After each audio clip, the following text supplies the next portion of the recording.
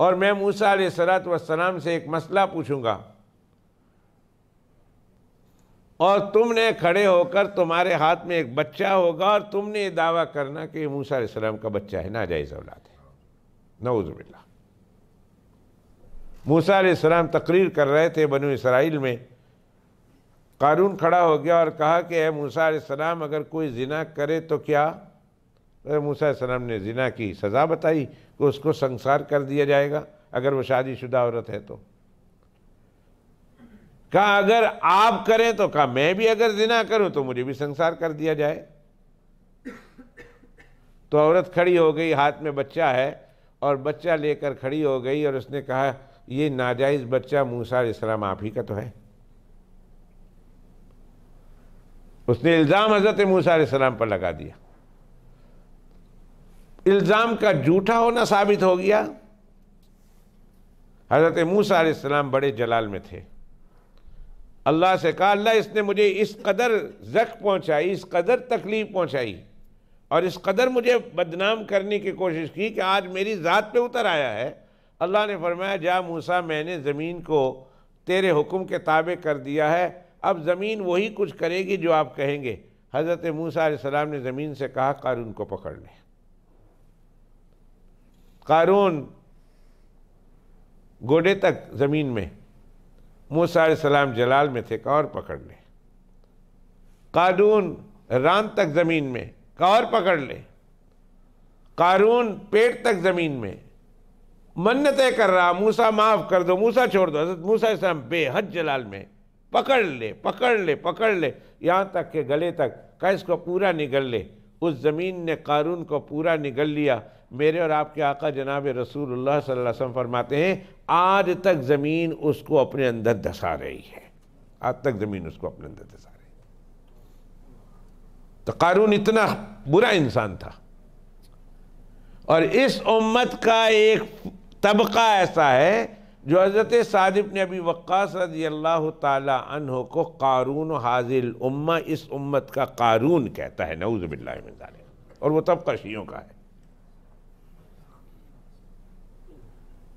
वो तबका शियों का तबका है जो हज़रत साद इब्न अबी वक्कास रज़ियल्लाहु ताला अन्हु जैसी अज़ीम उश्शान शख्सियत को, जिनको अल्लाह के पैगम्बर अलैहिस्सलाम बेशुमार मौके पर दलालतन भी उनको जन्नत की बशारत दी और सराहतन भी जन्नत की बशारत दी, नाम लेकर बशारत दी। और फिर अल्लाह के पैगम्बर अलैहिस्सलाम उसको अपना मामू कह रहे हैं और फ़ख्र कर रहे हैं कि है किसी का मामू ऐसा जो मेरे मामू जैसा हो, है तो ले आओ, मुकाबला करा लेते हैं। और हज़रत साद इब्न अबी वक्कास रज़ियल्लाहु ताला अन्हु के बारे में अल्लाह के पैगम्बर अलैहिस्सलाम ने कई दफ़ा अपने माँ बाप को जमा किया और कहा इर्म फिदा का अबी व उम्मी, साद इब्न अबी वक्कास तीर चलाओ, मैं अपने माँ बाप तुझ पर कुर्बान करूँ। अल्लाह के पैगम्बर अलैहिस्सलाम अपने माँ बाप उन पर कुर्बान कर रहे हो। और इस्लाम के लिए और दीन के लिए उनकी खिदमत इतनी हो कि फातह ईरान ठहरे, कि ईरानी एम्पायर को फतह करने वाले हज़रत साद इब्न अबी वक्कास रज़ियल्लाहु ताला। ये किसरा की जो हुकूमत गई है हज़रत उमर फ़ारूक रज़ियल्लाहु ताला अन्हु के दौर में, एक कैसर की हुकूमत थी, एक किसरा की हुकूमत थी। जिस तरह एक ज़माने में अमेरिका और रशिया, ये दो बड़ी सुपर ताकतें थी और दोनों सुपर ताकतों को, उस दौर की दो सुपर ताकतें कैसर और किसरा थी। और कैसर किसरा को हज़रत साद इब्न अबी वक्कास रज़ियल्लाहु ताला अन्हु ने ज़ेर किया और ईरान पर फतह हज़रत साद इब्न अबी वक्कास ने हासिल की है। ये वो दुश्मनी है उनको, वो गुस्सा है उनको कि सासानियों की हुकूमत को ख़त्म किया, ईरानियों की हुकूमत को ख़त्म किया और ईरान में, अजम में हज़रात सहाबा किराम रिज़वानुल्लाहि ताला अलैहिम अजमईन के कदम को लाने वाले और ईरान को फतह कराने वाले हज़रत साद इब्न अबी वक्कास थे। वो गुस्सा है, उस गुस्से की वजह से हज़रत साद इब्न अबी वक्कास रज़ियल्लाहु ताला अन्हु को कारून हाज़िल उम्मा के नाम से याद किया जाता है उनके यहाँ। उनके बेटे हैं उमर।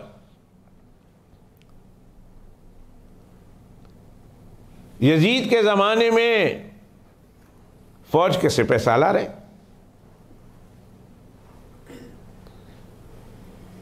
क्या हुआ, जब हज़रत हुसैन रज़ी अल्लाह ताला अन्हु का काफ़िला मक्का मुकर्रमा से जा रहा है इराक की तरफ, कूफा की तरफ जा रहा, उबैदुल्लाह बिन ज़ियाद ने 1000 का लश्कर तो हज़रत हुर के साथ भेजा, कहा तुमने छेड़ना नहीं इस काफ़िले वाले को, आने दो जिस तरह आता है, बस तुमने उनके साथ रहना, तुमने उनकी हर नक्ल हरकत को नोट करना और मुझे बता देना कि क्या क्या ये सोच रहे हैं, क्या क्या कर रहे हैं और इनके इरादे क्या, इनके प्रोग्राम क्या है। हज़रत सैयदना हुसैन रज़ी अल्लाह ताला अन्हु का काफ़िला जहाँ ठहरता है वहाँ ये हुर का, हज़रत हुर का लश्कर भी ठहरता है, 1000 का लश्कर वहाँ ठहरता है और उनके साथ नमाज पढ़ता है, उनके साथ खाना खाता है, उनके बयान में शरीक होता है, उनके साथ सोता है, इसलिए कि कुछ छेड़ने छोड़ने की इजाज़त नहीं थी, सिर्फ नकलो हरकत को नकल करना था और बताना था और ख़बर करना था, और वरना लड़ाई झगड़े की तो बात थी नहीं। ये पूरा का पूरा 1000 का लश्कर हज़रत हुसैन रज़ी अल्लाह ताला अन्हु के लश्कर के साथ जा रहा, और जूं जूं ये काफ़िला आगे बढ़ रहा है,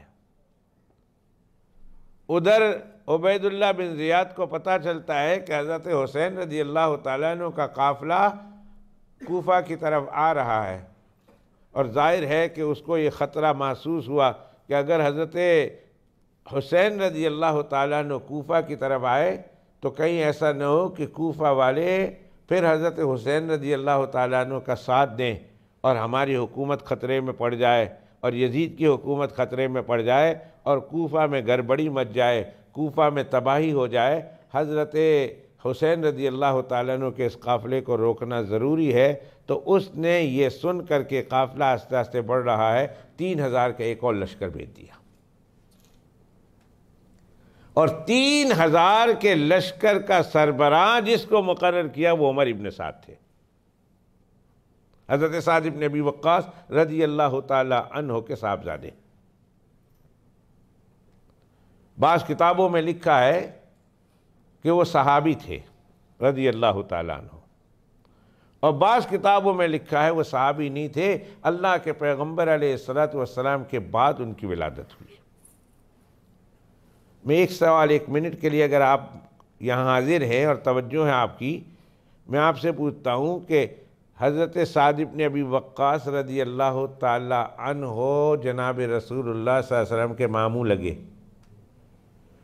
तो हज़रत साद के बेटे हज़रत हुसैन की क्या लगते हैं, उर्फ में क्या कहेंगे? मामू का बेटा नवासों के लिए क्या बनता है? नाना। मामू का बेटा नवासों के लिए बेटी के बेटों के लिए नाना ही लगता है। एक तरफ हज़रत उमर इब्न साद है जो नाना की हैसियत से है, और दूसरी तरफ सैयदना हुसैन रज़ी अल्लाह ताला अन्हु हैं। उमर बिन साद 3000 का लश्कर लेकर उबैदुल्लाह बिन ज़ियाद की तरफ से काफ़िला हुसैनी को रोकने के लिए और काफ़िला हुसैनी को ख़बरदार करने के लिए, काफ़िला हुसैनी को डराने के लिए, काफ़िला हुसैन को कूफा में जाने से रोकने के लिए मुकर्रर किया जाता है। और ये काफ़िला कूफा से चलकर हज़रत हुसैन रज़ी अल्लाह ताला अन्हु के काफ़िले में आ मिलता है। पहले 1000 का लश्कर था, अब 3000 की मज़ीद कुमक आई, गोया उबैदुल्लाह बिन ज़ियाद के 4000 लश्कर हो गए, और यहाँ से हुसैनी काफ़िला है जिसमें 72 अफराद है, या कुछ और ज़्यादा कर लो।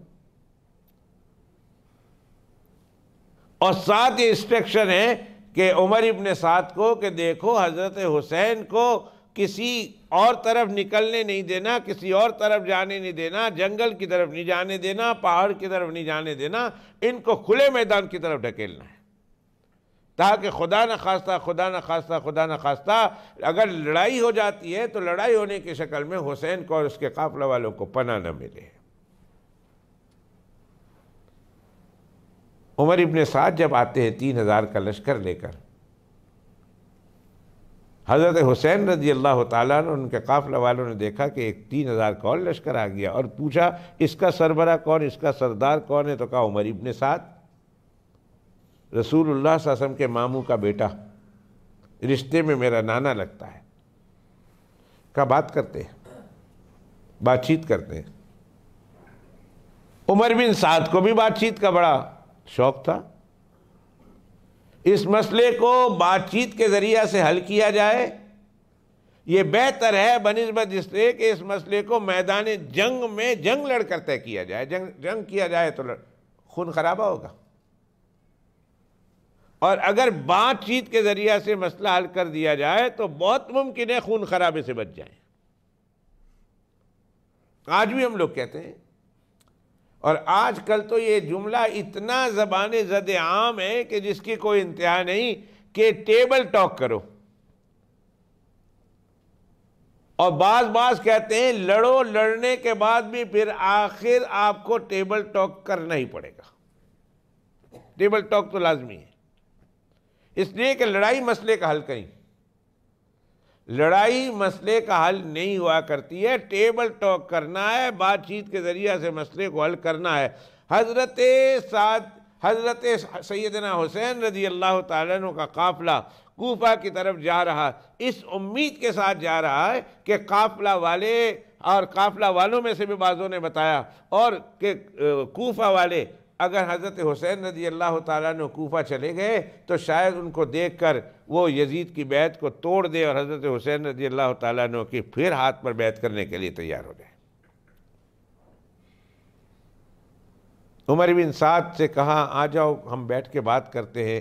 उमर बिन साद ने पैगाम भेजा, हज़रत हुसैन रज़ी अल्लाह ताला अन्हु ने एक्सेप्ट किया, इनका भी पैगाम उनका भी पैगाम। एक जगह पर हज़रत हुसैन रज़ी अल्लाह ताला अन्हु और हज़रत उमर इब्न साद दोनों बैठ गए, आपस में बातचीत हुई। इस बात को तो पूरी तफसील को तो तारीख़ में बयान नहीं किया गया है कि उनके दौरान बातचीत क्या हुई है, लेकिन गुमान यही किया जाता है कोई खाने पीने की तो बात नहीं होगी ना, कि भाई हमने क्या पकाना है कल को, क्या घोड़े पकाने हैं, क्या बिरयानी पकानी है, क्या शोरबा पकाना है, क्या गोश्त पकाना है। जाहिर है कि इस तरह के मौके पर टेबल टॉक में ये खाने पीने की बात नहीं होती, मकान दुकान की बात नहीं होती, ख़रीदने फ़रोख्त करने की बात नहीं होती। इस मौके पर बात तो यही होती है कि भाई आप क्यों आए हो, कैसे आए हो, कहाँ आए हो, क्यों जाना है, ये रोक रहे हैं, तुम वापस चले जाओ, मत जाओ, ऐसा करो ऐसा करो, यही बात होती है। बात का खुलासा जो निकला है अहले सुन्नत वल जमात की किताबों में भी लिखा हुआ है और शिया की किताबों में भी लिखा हुआ है। 10 किताबों के हवाले में अहले सुन्नत वल जमात की किताब के हवाले से दे सकता हूँ, और इसी तरह 10 हवाले में शिया के कुतुब से भी हवाले दे सकता हूँ। अल्हम्दुलिल्लाह ये मेरा चैलेंज है, और जब किसी को देखना हो आ जाए, मैं 10 हवाले से ज़्यादा इंशाअल्लाह ताला आपको बताऊंगा शियों की किताब से और सुन्नियों की किताब से, कि जब नेगोशिएशन हो रही है, बातचीत हो रही है, कई मीटिंगें हुई, तो कई मीटिंग के बाद जो नतीजा निकला वो ये कि हज़रत सैयदना हुसैन रज़ी अल्लाह ताला अन्हु ने 3 मुतालिबा पेश किया कि मेरे 3 डिमांड हैं, इन 3 डिमांड में से कोई एक डिमांड कबूल करो, मेरे 3 डिमांड है। ए उमर बिन साद, तुम ये कहते हो ना कि कूफा के हालात मेरे लिए ठीक नहीं है, कूफा जा भी नहीं सकता, कूफा बंद कर दिया, जिस तरह आजकल इस्लामाबाद बंद किया जाता है। जब ये देखता हूं ना, जिसके सामने पूरा नक्शा हो,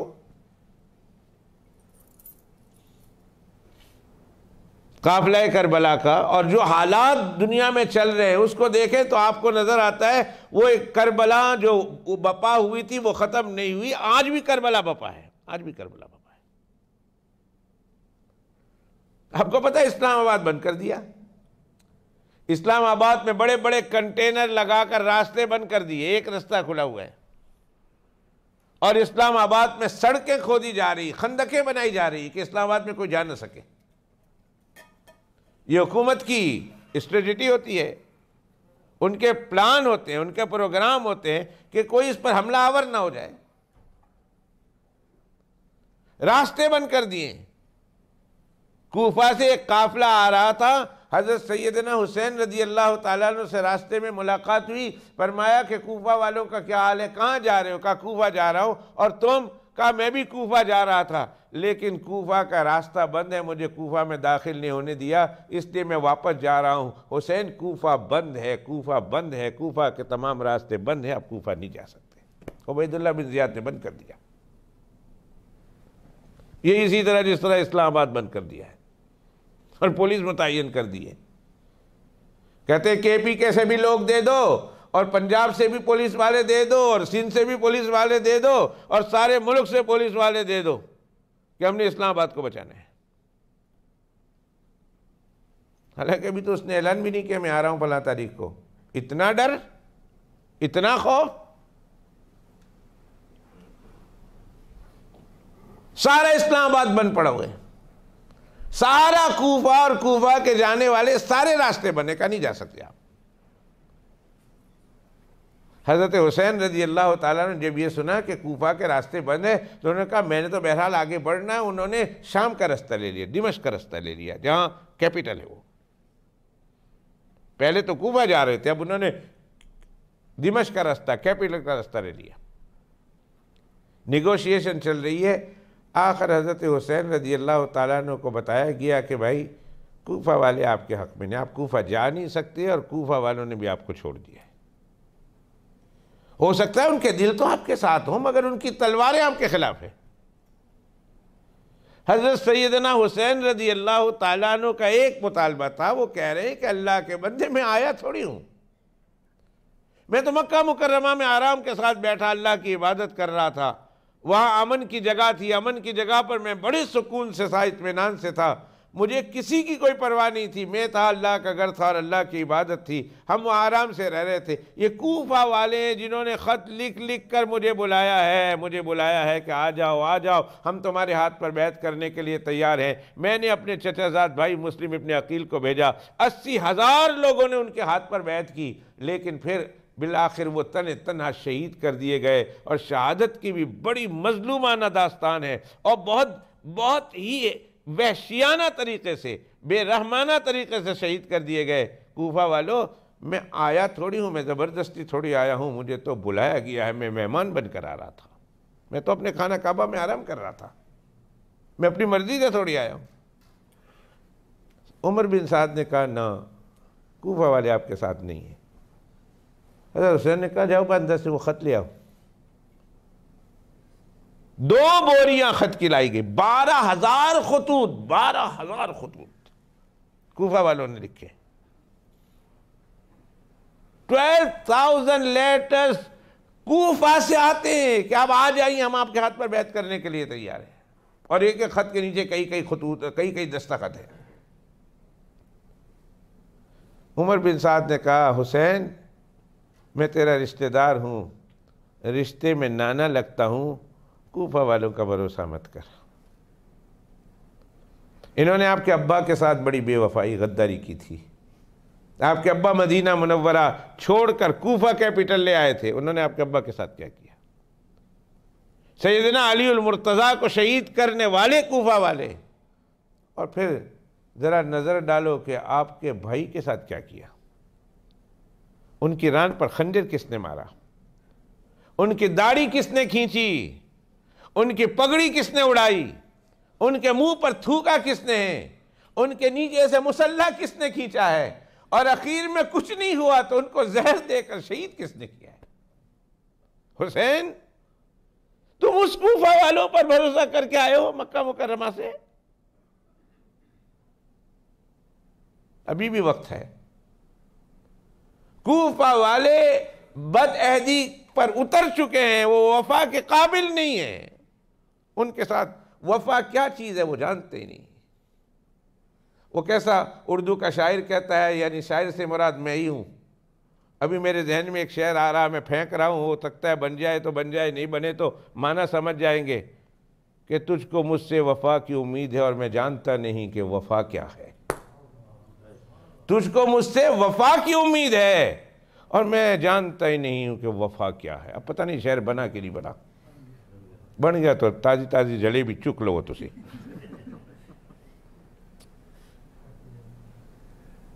तुम मुझसे वफा की उम्मीद रखते हो और मैं जानता ही नहीं वफा क्या है। कूफा वालों से वफा की उम्मीद रखते हो। ये कूफा वाले घर की दास्तान, तुम्हारे शहजाद भाई के साथ क्या किया, किसने मारा उनको? जब निकल रहे हैं हजारों आदमी उनके पीछे हैं, और जब वापस घर लौट के आ रहे हैं तो तने तन्हा है, सर छुपाने की जगह नहीं, सर छुपाने की जगह नहीं, तने तन्हा गली में बैठे हुए हैं। वो खातून कहती है पानी पी ले बेटा, घर चले जा, कूफा के हालात ठीक नहीं है। अम्मा मेरा घर हो तो मैं चला जाऊं, मेरा घर ही नहीं। मां किस तरह मोहब्बत से वो खातून अंदर ले जाती है। बेटे ने फिर बादशाह तक पहुंचा दिया उसको, गद्दारी की, बेवफाई की। और फिर उबैदुल्लाह बिन जियाद ने किस तरह हजरत मुस्लिम इब्ने अकील को शहीद किया, ऊपर से गिरा कर, किस तरह उनके बच्चों को शहीद किया। हुसैन मैं आप ही से हूं, मेरे वालिद को आपके नाना जान जनाब रसूलुल्लाह सल्लल्लाहु अलैहि वसल्लम मेरा मामू कहते थे। मेरी बात सुनो प्लीज, मेरी बात सुनो। वो कूफा वालों पर भरोसा मत करो। हजरत हुसैन रजी अल्लाह ताला अन्हु ने बहुत गौर किया, बहुत फिक्र किया, कहा अच्छा मैं 3 डिमांड करता हूं, मेरे इन 3 डिमांड में से कोई एक डिमांड पूरा कर लो, मैं चला जाता हूं, मेरा मसला खत्म। 3 मेरे डिमांड है, 3 डिमांड में से एक डिमांड कोई भी तुम पसंद कर लो। क्या 3 डिमांड है? एक डिमांड ये, जहां से मैं आया हूं मुझे वापस चले जाने दो। मैं मक्का से आया हूं ना, मुझे मक्का वापस चले जाने दो। देखो ये मैंने कहा अहले सुन्नत वल जमात की 10 किताबों में हवाले हैं, लेकिन अहले सुन्नत वल जमात की 10 किताबों के हवाले कोई काम नहीं देंगे आपको, जबकि अहले तशय्यो की एक किताब में भी ये मिल जाए। एक किताब में क्या, मैं 10 किताबें दिखा सकता हूँ कि उसमें हज़रत हुसैन रज़ी अल्लाह तआला अन्हु के मुतालबात हैं, और सारी बड़ी बड़ी किताबें उनकी, लिखने वाले बड़े बड़े, मुतालबात के गिनाने वाले बड़े बड़े हैं। 3 डिमांडें मेरे। हज़रत हुसैन कहते हैं उमर बिन साद से कि पहुंचा दो उबैदुल्लाह बिन जियाद तक, मेरे 3 डिमांड हैं। इन 3 डिमांड को कबूल करते हो, इनमें से किसी को कबूल करो, मुझे मंजूर है। एक डिमांड तो ये कि जहां से मैं आया मुझे वापस चले जाए दो, मेरा रास्ता मत रोको, मैं मक्का मुकर्रमा वापस चला जाता हूं, जिस तरह आया उस तरह चला जाता हूं। और अगर मेरा ये मुतालबा तस्लीम नहीं है तो फिर मुझे इस्लामी सरहद पे भेज दो, जहाँ मुसलमानों की सरहदें लगती है, और सरहदों पर तो हमेशा झड़प रहती है, बॉर्डर पर दुश्मन इस तरफ मुसलमानों पर हमला आवर होते हैं, मुसलमान आगे बढ़ते हैं, उस तरफ हमला आवर होते हैं, झड़प लगी रहती है। तो कोई सरहद मुसलमानों की हुकूमत की और रियासत की फ़ौजियों से खाली नहीं होती, और ये आज तक दुनिया का दस्तूर चलाया है। आज भी देखें तो हमारी पाकिस्तान की फ़ौज का एक बहुत बड़ा हिस्सा किस तरफ को लगा हुआ है? पहले एक तरफ ही लगा हुआ था, दुश्मनों ने साजिश की, फिर उसको दूसरी तरफ भी लगाना पड़ा, सारी फ़ौज उस तरफ गई। अल्लाह का शुक्र है उस तरफ अभी अमन आया, तो फिर दुश्मन की तरफ, एक महाज की तरफ सारी फ़ौजें तवज्जो मरकूज़ है, और अल्लाह करे वो दूसरी सरहद पर हमेशा हमेशा अमन रहे, कहो आमीन। दुश्मन चाहता नहीं है कि अमन रहे अफ़गानिस्तान और पाकिस्तान के दरमियान, दुश्मन की कभी ख्वाहिश नहीं रही है, कभी नहीं रही है कि ये उस पाकिस्तान की उस बॉर्डर पे अमन रहे, ये लगे रहे मुसलमान आपस में। और उसके लिए दुश्मन ने लाखों नहीं, करोड़ों, और करोड़ों नहीं, मिलियंस नहीं, बिलियंस ऑफ पाउंड खर्च किए हैं कि मुसलमानों का, पाकिस्तान का वो महाज भी हमेशा जलता रहे। लेकिन युरीदून लियुत्फिउ नूर अल्लाह बिअफ़वाहिहिम वल्लाहु मुतिम्मु नूरिही वलौ करिहल काफ़िरून। वो तो कोशिश उनकी है, बिलियंस ऑफ पाउंड उन्होंने लगाए अफगानिस्तान में, वहाँ अपने एजेंट मुकर्रर किए कि वहाँ से उस तरफ से हमले होते रहें ताकि पाकिस्तान की फ़ौज उस तरफ भी मुतवज्जे रहे। लेकिन अल्लाह सुब्हानहू व तआला ने इस्लाम की बरकत से उस तरफ के महाज को अल्लाह सुब्हानहू व तआला ने अमन दिया है, सुकून दिया है। अल्लाह करे मरते दम तक, क़यामत तक की सुबह तक के लिए उस सरहद पे अल्लाह अमन ही कायम रखे। कभी कभी छोटी मोटी झड़प हो जाती है। कल अगर आप लोगों ने अखबार पढ़ा तो एक फ़ौजी ने उधर से किसी शरीर ने गोली चलाई, यहाँ के 2 फ़ौजी शहीद हो गए पाकिस्तान के। अब रिटेलिएट करेंगे तो फिर वहाँ लड़ाई है। बहुत तहम्मुल मिजाजी के साथ सारा काम कर रहे हैं अफ़गानिस्तान वाले भी और पाकिस्तान वाले भी। अल्लाह दोनों को समझ अता फरमाए, दोनों को अल्लाह सुब्हानहू व तआला क़ुव्वत बर्दाश्त अता करे। तो फ़ौजी जो महाज होते हैं, बॉर्डर्स होती हैं, उसमें तो हमेशा झड़प रहती है। कभी उधर से दुश्मन ने हमला कर दिया, कभी इधर से दुश्मन ने हमला कर दिया, ये चीज़ें चलती रहती हैं। हज़रत सैयदना हुसैन फरमाते हैं, मुझे महाज इस्लामी पर जहाँ मुसलमानों की सरहद ख़त्म होती है वहाँ भेज दो, मैं उधर चला जाता हूँ और उधर जाकर उनके साथ लड़ता रहूँगा यहाँ तक कि मैं शहीद हो जाऊँ। मुझे उधर जाने दो। दूसरी और तीसरी शर्त यह है कि मुझे दिमश्क भेज दो, मुझे सीरिया भेज दो। सीरिया कौन है? इस वक़्त का बादशाह यजीद, वो मेरे मामू का बेटा है, रिश्तेदार है। आप हैरान होंगे ये सुनकर। कभी किसी अगली मजलिसों में मैं पेश करूंगा तो आप हैरान हो जाएंगे, हैरान।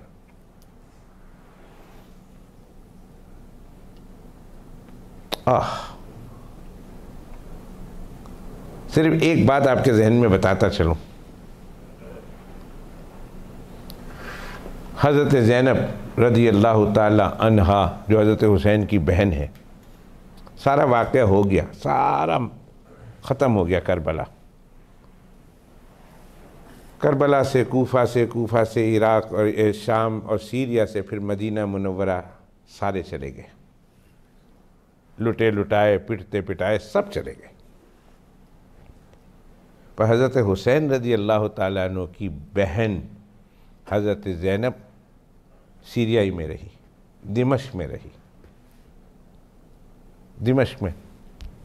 और ये मैं तारीख़ी बात पेश कर रहा हूँ, हर एक मानता है। और आज भी उनकी कब्र मुबारक दिमश्क में है, सीरिया में है। किसके घर रही और क्यों रही? सारा काफिला जो मदनी काफिला आया था, मदीना मुनव्वरा से चला था, मक्का मुकर्रमा आया और मक्का मुकर्रमा से चलकर करबला आया। करबला में शहीद कर दिए गए जो बचे कुचे थे, लुटे पिटे थे, इनको यहाँ से कूफा से शाम भेजा गया और शाम रखा गया। और शाम से फिर सारा काफिला मदीना मुनव्वरा चला गया। हज़रत ज़ैनब नहीं गई, हज़रत हुसैन की बहन, हज़रत अली की बेटी रज़ी अल्लाह ताला अन्हु अजमईन नहीं गई। कहा मैं तो नहीं जाना, मैं इत्थे रहना। इत्थे कौन है जिमें अपनी पंजाबी च आखां तो उत्थे कौन बंदा सीगा और कौन बंदा उत्थे हैगा और कौन बंदा उत्थे सीगा जिन्हां दे बल बोते थे हज़रत ज़ैनब सलामुल्लाह अलैहा दिमश्क में रह गई थी।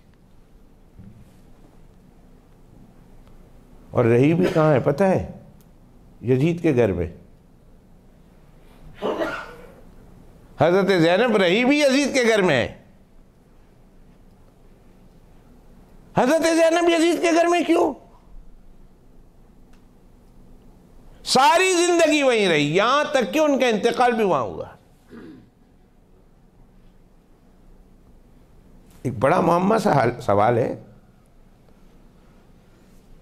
और दोनों शिया सुन्नी दोनों किताबों में मिलता है, ऐसे ही हुआ है।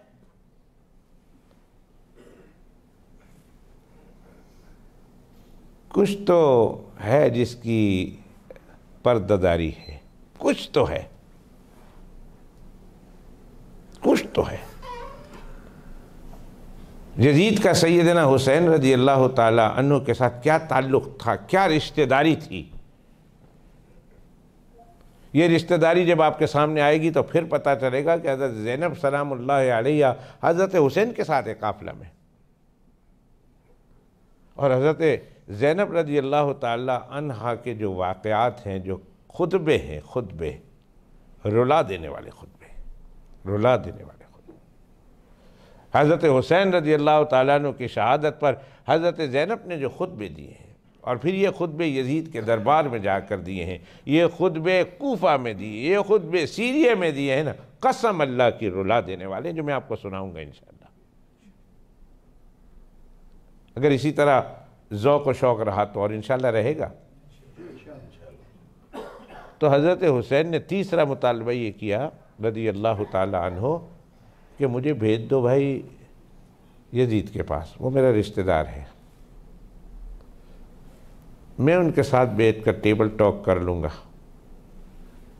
हम दोनों आपस में पर्सनल 1-on-1 मुलाकात करेंगे और 1-on-1 मुलाकात करके तय कर लेंगे जो कुछ होना है हमारा, मुझे उधर भेज दो। 3 मुतालबा, या मुझे वापस मक्का मुकर्रमा चले जाने दो, या मुझे सरहद इस्लामी पर भेज दो, और अगर ये 2 बात मंजूर नहीं है तो मुझे दिमश्क भेज दो, यजीद के पास भेज दो। मैं जानूँ वो मेरा काम जाने और वो जाने, हम दोनों रिश्तेदार हैं, किसी नतीजे पर पहुंच जाएंगे, 1-on-1 मुलाकात करेंगे, बात तय हो जाएगी। छोड़ दो इस बात को कि कौन क्या होगा कौन क्या नहीं होगा, मुझे उससे मिलने दो।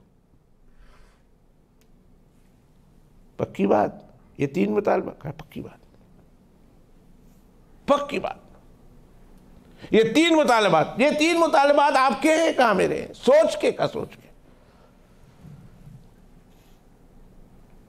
ठीक है। हज़रत उमर बिन साद, जो हज़रत साद इब्न अबी वक्कास रज़ी अल्लाह ताला अन्हो के बेटे हैं, साहबजादे हैं, और हज़रत हुसैन रज़ी अल्लाह ताला अन्हो के रिश्ते में नाना लगते हैं, उन्होंने जब ये 3 मुतालबात सुने खुश हो गए कि चलो अल्लाह ताला ने हमारी बरकत से, हमारी वजह से बहुत बड़े फितने से उम्मत को बचा लिया है। बहुत बड़ा फितना था, बहुत ज़बरदस्त लड़ाई होने वाली थी, और दुश्मन ये तमाशा देखना चाहता था, और तारीख अपने माथे पर यह कलंक लगाना चाहती थी, लेकिन हमारे टेबल टॉक की वजह से मसला हल हो गया। मुसीबत टल गई, बला टल गई, लड़ाई टल गई, और उम्मत मुस्लिमा फिर एक बार अमन की, सुकून की, शांति की जिंदगी गुजारेगी, और उम्मत में उठा हुआ इंतशार का ये फितना फिर दब जाएगा। फौरन कागज़ लिया, कलम लिखा, और कलम से कागज़ पे लिखा, और ये 3 मुतालबात लिख कर उबैदुल्लाह बिन ज़ियाद के पास पहुंचा दिया कि हज़रत, वो तो उसका बड़ा था ना, कहा चलो जी अल्लाह सुब्हानहू व तआला ने मसले हल करा दिए हैं, हज़रत हुसैन की तरफ से ये 3 मुतालबात आए हैं, और ये 3 मुतालबात मेरे हिसाब से बहुत जेन्युइन मुतालबात है, मैं समझता हूँ आप पढ़ेंगे तो आप भी खुश हो जाएंगे, या तो हज़रत हुसैन को वापस मक्का भेज दो, या फिर उनको सरहद इस्लाम पर वापस पहुँचा दो, या यजीद से मिल लेने दो, वो जाने और उसका काम, दोनों मिलकर कोई फैसला कर लेंगे। कम से कम हमारी तलवारें तो उनके खून से बच गई ना,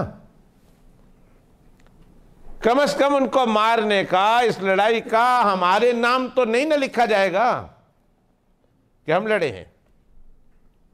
आगे जो होता है वो जाने। और हुसैन की तरफ से ये मुतालबा है, और मैं उनसे कई बार इकरार ले चुका हूँ, और हुसैन रज़ी अल्लाह ताला अन्हु इस बात पर पूरे आमादा हैं। ये 3 मुतालबात में से एक मुतालबा कोई एक हो, आप जिसकी तरफ इशारा करेंगे कबूल करने के लिए तैयार है। भेज दे तो भेज दें, सरहद पे भेज दें या उधर भेज दें। एक को बुलाया कि जल्दी जाओ और कूफा पहुँचो, उबैदुल्लाह बिन ज़ियाद के पास जाकर ये ख़त दे देना, और कहना कि जल्दी से जल्दी जवाब ले आए, क्या है जवाब इसका, और कहना सारे मुसलमानों में खुशी की लहर दौड़ी हुई है, सब खुश हैं कि बला टल गई। जब उबैदुल्लाह बिन ज़ियाद को ये लेटर पहुंचा, जो कातिल है हज़रत मुस्लिम इब्न अकील का, और जो कातिल है सैयदना हुसैन का, और जो कातिल है काफ़िले हुसैनी का, अल्लाह की करोड़ों करोड़ों करोड़ों अल्लाह की लानतें हो उस शख्स पर, अल्लाह की करोड़ों लानतें।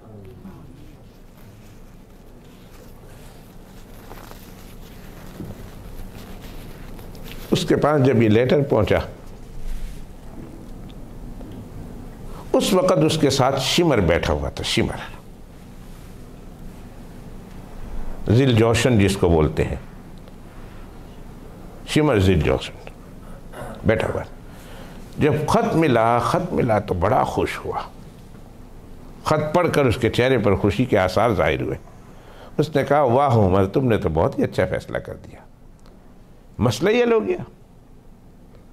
ये जो मुतालबा हुसैन ने किया है, इन मुतालबा को मैं तस्लीम करने के लिए तैयार हूं।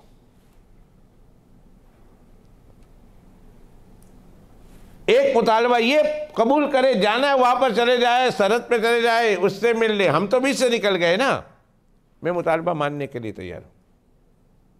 शिमर बैठा हुआ था। शिमर कहता है कि करने लगा है तू, ये तुमने क्या किया, क्या मुतालबा तैयार कर रहे हो? एक शिमर नया कैरेक्टर है। उबैदुल्लाह बिन ज़ियाद का कैरेक्टर आपको बता दिया। इसके अंदर मैंने अमर बिन साद का कैरेक्टर बता दिया, हुर बिन यजीद का कैरेक्टर बता दिया। एक एक कैरेक्टर खुल के आ रही है। शिमर नया कैरेक्टर है जो अभी वो एंटर हो रहा है इसमें। इससे पहले शिमर का नाम आपने नहीं सुना, अभी सुन रहे हैं हम। वो वहाँ बैठा हुआ था। उसने कहा, ये क्या कर रहे हो? ये अगर चला गया ना वहाँ, तो फिर हम नहीं बचते। उनको पता है ये नहीं बचेंगे, कूफा वाले नहीं बचेंगे। 80,000 इंसानों की बैत और 12,000 खतूत हुसैन तो ले जाएगा अपने साथ, और यजीद से कहेगा मैं तो कूफा थोड़ी आने वाला था, जो हमें तकरीर कर रहा हुआ जाके तकरीर करेगा। यजीद से कहेगा ये मैं जाने वाला नहीं था, कूफा वालों ने बुलाया और ये खतूत देखो, पढ़ो। और यजीद ने जब उसके लेटर को देखा, हुसैन सेकंड बात हो जाएगी, ये कूफा वालों की सख्ती आ जाएगी, ये बड़े बड़े सरदार मारे जाएंगे जिन्होंने ख़त लिखकर हज़रत हुसैन रज़ी अल्लाह ताला अन्हु को बुलाया। ये कहाँ जाएंगे, ये कैसे सर छुपाएंगे? अभी वो तुम्हारे साथ हैं तो तुम उन पर रहम करो ना। वो तुम्हारे काफिले में आ गए, तुम उनको देखो, उनका इंटरेस्ट बचाओ ना उनको। अभी वो कहाँ हैं जिन्होंने ख़त लिखकर हुसैन को बुलाया? गलती ज़रूर की है, मगर वो अभी कहाँ हैं? वो तुम्हारे साथ हैं। उनके सरदार कहाँ हैं? तुम्हारे लश्कर में हैं। अगर ये चले गए उधर, और उधर जाने के बाद खतूत उनके सामने रख दिए और आपस में बातचीत हो गई, तो सबसे पहले यजीद के तलवार होगी और हमारे बॉस की और हमारे बड़ों की गर्दनें होंगी। इसलिए ना रिजेक्ट करो, रिफ्यूज करो इस मुतालबे को। ये शिमर, क्या मुंह लेकर रसूलुल्लाह सल्लल्लाहु अलैहि वसल्लम के सामने आएगा, और किस मुंह से रसूलुल्लाह सल्लल्लाहु अलैहि वसल्लम को अपना मुंह दिखाएगा। ये शिमर कल क़यामत के दिन अल्लाह के पैगम्बर अलैहिस्सलाम के सामने क्या मुंह लेकर आएगा? अरे लानती तो वो है ना जिसने मेरे नवासे को, मेरे बेटे को शहीद किया था, शहीद करने वालों में शामिल था, और आज इस मैदान महशर की गर्मी में और इसकी शिद्दत में प्यास की वजह से तेरी ज़बान सीने पर आ पड़ी है और अल-अत्स और अल-मा कहकर पानी मांगता है। कमबख्त उस वक़्त याद ना आया जब मेरा हुसैन मैदान करबला में तड़प रहा था और पानी पानी कर रहा था, और ख़ानदान करबला और काफ़िला करबला वाले पानी पानी कर रहे थे। तूने उन्हें पानी दिया था, तूने उस दिन उनको महरूम रखा, आज मैं तुम्हें महरूम रखता हूं। इस कमबख्त के साथ तो बहुत बुरा होने वाला है। ये करेक्टर कौन है, क्या है, इसके बारे में अगली मजलिस में बताऊंगा इंशाअल्लाह। बहुत वक्त हो गया, मैं तो घड़ी को अभी देख रहा हूं, 10:25 हुए ना। अल्लाह,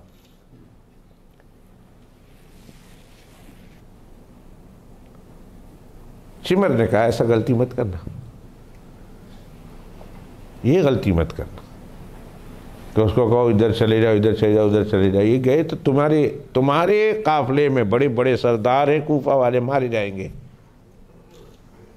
तुम्हारी आपस में लड़ाई हो जाएगी, हुसैन तो साफ बच निकलेगा, तुम ही लड़ पड़ोगे आपस में। तो क्या कहूं, वो तैयार, बिल्कुल उबैदुल्लाह बिन ज़ियाद तैयार था तीनों शर्तों के मुतालबात को मानने पर। शिमर बीच में बोल पड़ा, उसने कहा ना थोड़ी बच जानी जे। फिर क्या करा, कहा ये कहो कि ये सारा मसला बाद में होगा, पहले तुम मेरे हाथ पर यजीद की बैत करो। उबैदुल्लाह बिन ज़ियाद को कहा, उसको कहो मैं यजीद का नुमाइंदा हूँ, कूफा का गवर्नर हूँ, मैं यजीद का नुमाइंदा हूँ। जिस तरह तुम्हारे बैत की थी तुम्हारे नुमाइंदे के हाथ पर कूफा वालों ने, 80,000 आदमियों ने मुस्लिम इब्ने अकील के हाथ पर बैत की, तुम्हारे तरफ से बैत उनके हाथ पर की है, पर बैत की है तुमसे, ऐसा ही है ना। कहा इसी तरह तुम यजीद की बैत मेरे हाथ पर करो, मैं नुमाइंदा हूँ, फिर आगे का सोचेंगे। इस तरह नहीं, न तुम्हें उधर जाने देंगे, न तुम्हें उधर जाने देंगे, न तुम्हें उधर जाने देंगे। हाँ अगर जाना है तो पहले मेरे हाथ पर बैत करो, ये लिख कर भेजो, मेरे हाथ पर बैत करो, फिर तीनों शर्तों में से कोई शर्त बाद में देखेंगे, पहले मेरे हाथ पर बैत करो। इंडिया जाने देता ना तो बड़ा तबाही फैला देगा, बड़ा नुकसान होगा। हाँ तुम्हारी राय तो सही है। ख़त लिखा और कहा कि कहो हुसैन को कि तुम्हारे मुतालिबात का बाद में सोचेंगे, पहले तुम मेरे हाथ पर बैत करो। हज़रत हुसैन रज़ी अल्लाह ताला अन्हु ने कहा ना, ये गर्दन कट सकती है, झुक नहीं सकती। मेरे बदन में हाशमी खून दौड़ रहा, मेरे बाबा जान अली हैं और मेरे नाना जान मोहम्मद रसूलुल्लाह सल्लल्लाहु अलैहि वसल्लम हैं, और मेरे बड़े भाईजान हज़रत सैयदना हुसैन रज़ी अल्लाह ताला अन्हु हैं। हमारे रसूल कहलाते हैं, और आले रसूल की गर्दन को झुकाने वालों ने बड़ी झुकाने की कोशिश की है। ये गर्दन कट तो सकती है मगर झुक नहीं सकती है। तू कौन हो, तू कौन है कि जिसके हाथ पर मैं बैत करूं यजीद के नाम की? मुझे यजीद के पास चले जाने दो ना, मैं उधर जाता हूं, उधर जाकर उससे बात कर लेता हूं, फिर देखते हैं कौन किससे बैत करता है। मैं मिल तो लेने दो, या फिर मुझे मक्का शरीफ वापस जाने दो, या सरहद इस्लाम पे जाने दो। तू कौन होता है बीच में? उन्होंने कहा अगर तूने मेरे हाथ पर बैत नहीं करनी तो तुझे आगे नहीं जाने दिया जाएगा। हज़रत हुसैन ने फरमाया फिर इंज है तो इंज ही सही, अगर मुझे मजबूर किया गया लड़ाई करने पर तो फिर लड़ाई के बगैर तो छुटकारा नहीं। ये गर्दन कट सकती है, झुकने के लिए तैयार नहीं। ए उबैदुल्लाह बिन ज़ियाद, तेरे हाथ पर मैं कभी भी बैत करने के लिए अपना हाथ नहीं दूंगा।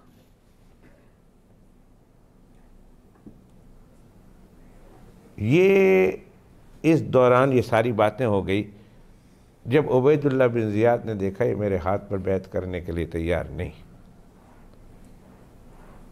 अब तो लड़ाई नागुज़ीर है, अब तो लड़ाई है ही है। तो फिर उसने शिमर ज़िल जोशन जो उधर बैठा था उसकी क़यादत में एक बहुत बड़ा लश्कर तैयार किया और तीसरी कुमक भेजी है उसने। तीसरी, एक तो पहले 1000 आए थे, पहले फिर 3000 आए उमर बिन साद के, और ये तीसरा आया शिमर बिल जोशन। और कहा उमर बिन साद से जाके ये कहो, और अगर वो नहीं मानता है तो उसको कहो तू एक्सपेल है, मैं तुम्हारी जगह पे हूँ। अब कूफा से एक तीसरा काफ़िला निकल रहा, एक बहुत बड़ी जमात निकल रही है हज़रत हुसैन रज़ी अल्लाह ताला अन्हु के से मुकाबला करने के लिए। अब मामला सीरियस होता जा रहा। वो कितने आदमियों पर मुश्तमिल था और वो कब पहुंचा है, और हज़रत हुसैन रज़ी अल्लाह ताला अन्हु के साथ फिर क्या उनका मामला होता है, अल्लाह ने चाहा तो अगले मजलिस में जुम्मतुल मुबारक के मौके पर आपके सामने पेश करूँगा। माफ़ कीजिए, आज मैंने घड़ी की तरफ देखा ही नहीं और 10:30 बजा दिए। अल्लाह ताला मुझे माफ़ फरमाए। और लेकिन जितनी बात हुई है दीन के हवाले से, इस्लाम के हवाले से, कुरान के हवाले से, अक़ीदे की है तो अल्लाह अक़ीदा अपनाने की, और अमल की है तो अल्लाह अमल की तौफ़ीक़ नसीब फरमाए। व आखिर दावाना अनिल हम्दुलिल्लाहि रब्बिल आलमीन। आइए थोड़ी देर